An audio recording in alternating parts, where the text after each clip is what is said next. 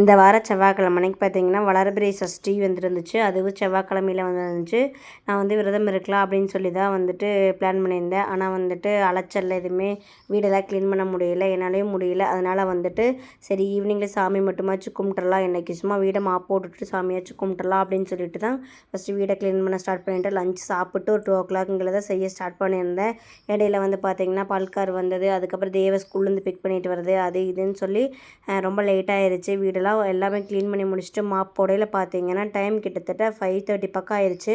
அதுக்கப்புறம் அதை முடிச்சுட்டு போயிட்டு கடன் மாட்டுக்கிட்ட இருக்கிற வேலை எல்லாத்தையுமே முடிச்சுட்டு வந்துட்டு அதுக்கப்புறம் தான் குளிச்சுட்டு வந்து சாமியுமே கும்பிட்டுருந்தேன்.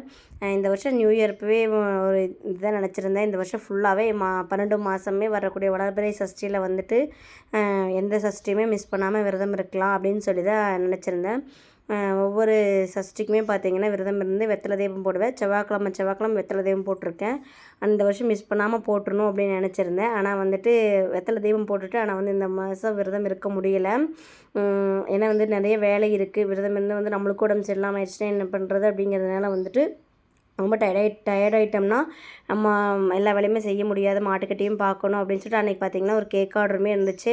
அதனால் வந்துட்டு நான் வேண்டான்னு சொல்லி விட்டுட்டேன். அதுக்கப்புறம் வீடு மாப் போட்டுட்டு சூப்பராக பார்த்திங்கன்னா குளிச்சுட்டு வந்துட்டு நல்லபடியாக சாமியுமே கும்பிட்டு நான் அடுத்த மாதம் கண்டிப்பாக வந்து பார்த்திங்கன்னா விரதம் இருக்கணும். அதுக்கு எனக்கு வழி கொடு அப்படின்னு சொல்லி சாமி கும்பிட்டேன்.